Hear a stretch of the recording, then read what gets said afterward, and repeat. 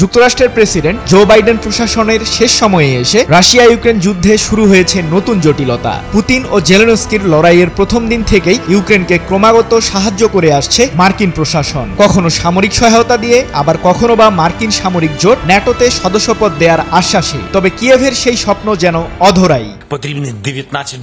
এবার সেই স্বপ্নে আবারও প্রাণ ফেরাতে মরিয়া ইউক্রেনের প্রেসিডেন্ট ভলোদিমির জেলেনস্কি প্রশাসন। 22 ডিসেম্বর দেশটির রাজধানী কিয়েভে কূটনীতিকদের সাথে এক বৈঠকে জেলেনস্কি বলেন, ন্যাটোতে সদস্যপদ পাওয়া ইউক্রেনের পক্ষে অর্জন করা সম্ভব, তবে সেটাকে বাস্তবতা দিতে হলে পশ্চিমা বন্ধুদের রাজি করাতে লড়াই করতে হবে। এক প্রতিবেদনে বিষয়টি নিশ্চিত করেছে বার্তা সংস্থা রয়টার্স।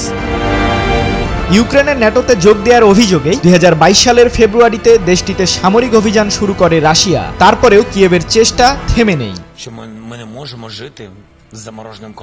প্রেসিডেন্ট জেলেনস্কি বারবার ইউক্রেনকে ন্যাটোর সদস্যপদের আমন্ত্রণ দেওয়ার জন্য পশ্চিমা মিত্রদের আহ্বান জানিয়ে আসছে। যুক্তরাষ্ট্র সহ মিত্র দেশগুলো পশ্চিমা সামরিক জোটটিতে সেই পদ দেওয়ার আশ্বাস দিলেও সঠিক সময় নির্ধারণ করেনি।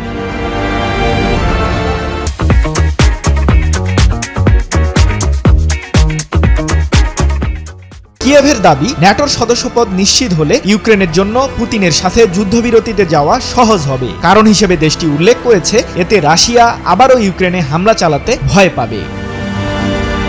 এর আগে গত 19 ডিসেম্বর ইউরোপীয় ইউনিয়নের নেতাদের সাথে এক বৈঠকে জেলেনস্কি বলেন, রাশিয়ার সাথে যুদ্ধ শেষ করা তখনই সম্ভব যখন পশ্চিমারা ইউক্রেনকে নিরাপত্তা দেওয়ার প্রতিশ্রুতি দেবে, আর মার্কিন প্রেসিডেন্ট ডোনাল্ড ট্রাম্পের সমর্থন ছাড়া এগুলো সম্ভব হবে না।